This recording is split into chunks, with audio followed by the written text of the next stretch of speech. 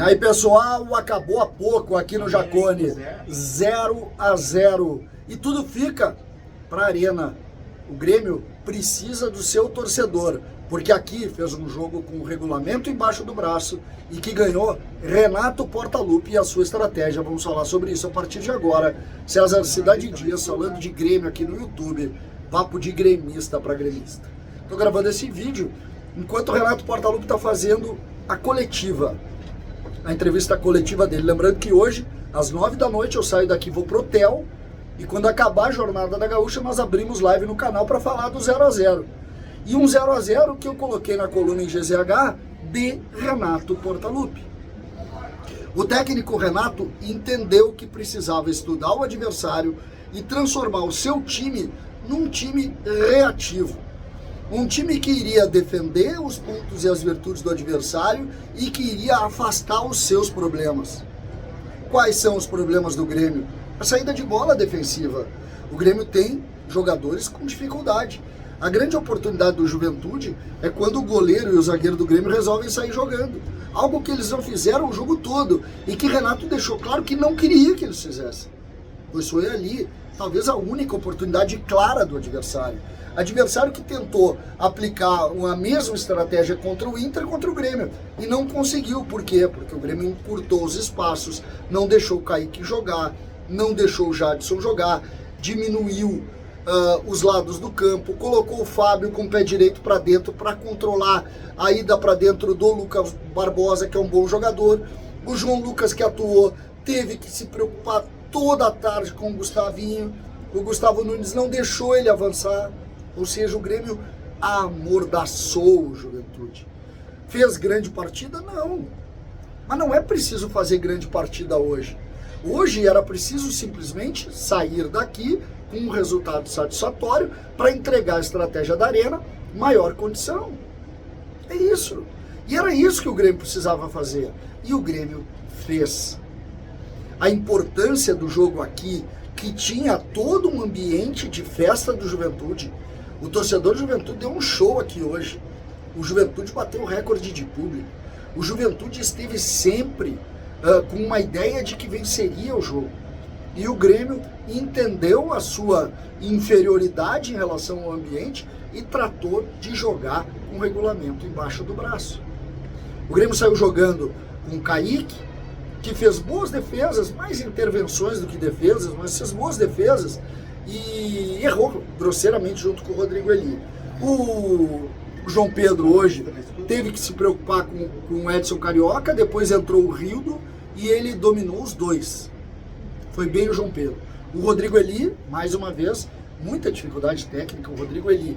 O Walter Kahneman seguro, foi um dos guerreiros do jogo, foi muito bem na partida. O Fábio fez um baita jogo, mas um baita jogo do Fábio, tanto na construção defensiva, como no entendimento de como marcar um dos melhores jogadores do Juventude. Foi muito bem. E ali, a partir daí, o melhor jogador do Grêmio, Vijaçante, que encurtou muito, que não deixou os dois volantes do Juventude jogarem e que, em cima exatamente dessa virtude do Vijaçante, encerrou o jogo. A torcida do Juventude, isso é um ponto importante do jogo, ela começa muito empolgada. O Grêmio domina a partir dos 15, 20 do primeiro tempo e silencia a torcida. E no segundo tempo, o Juventude pressiona um pouco, mas logo em seguida acaba isso. E a sensação que dá é que o jogo só está caminhando para empatar e sem nenhum grande problema. O Roger ainda tentou mudar algumas coisas, não conseguiu. Pelo mérito da equipe do Grêmio, que teve também em PP um jogador importante, sobretudo nessa marcação da saída de bola do Juventude, e que teve Cristaldo hoje um pouco mais apagado.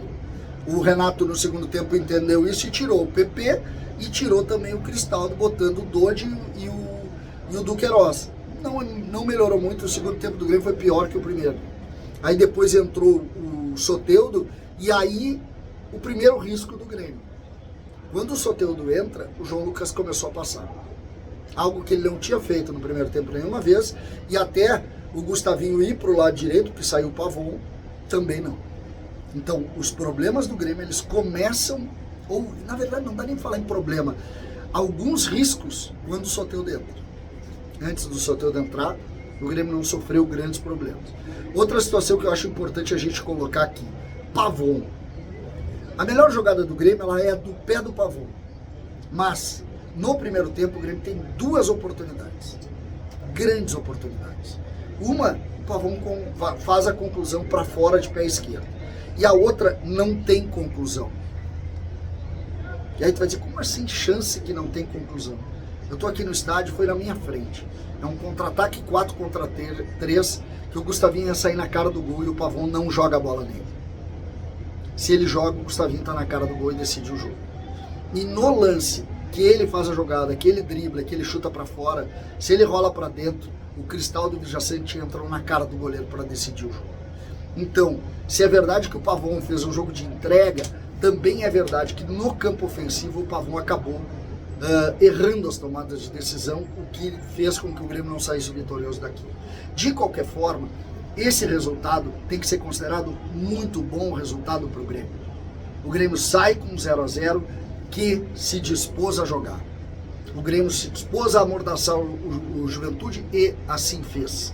O Grêmio conseguiu controlar o Juventude, o Grêmio controlou as grandes virtudes do Juventude e o Grêmio deixou o Jacone, deixou Caxias do Sul com a missão de fazer história no próximo sábado para vencer o 7º campeonato consecutivo, se fizer vitória simples contra a equipe do Juventude na Arena no sábado às 16h30. Essa é a missão do Grêmio para o jogo. Essa é a história que nós podemos contar. Essa é o resultado do que aconteceu aqui. Um Grêmio que estudou o adversário, que entrou dentro do jogo com a ideia de poder fazer valer a condição de um time mais reativo, e assim fez. E assim fez. Saímos fortalecidos daqui. O Roger ainda, na coletiva que eu ouvia um pouquinho antes do Renato entrar, falava em o melhor em campo ser o goleiro do Grêmio, mas o fato é que o Grêmio conseguiu controlar o time do Juventude, que teve, o Gilberto, por exemplo, tem uma conclusão.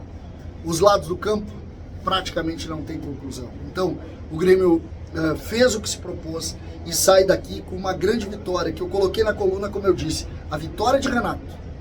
A vitória de Renato. Hoje nós temos live e eu espero vocês às 21 horas, direto do hotel, para falar exatamente de tudo que a gente viu aqui e também, obviamente, ouvir a opinião de vocês, para a gente poder interagir, contando um pouco e ouvindo um pouco do que vocês viram, do que eu vi, para a gente chegar a uma conclusão. O Grêmio precisa de 1-0 para ser heptacampeão gaúcho. Vamos com o Grêmio. É isso que a gente precisa. César, Cidade Dias falando de Grêmio aqui no YouTube.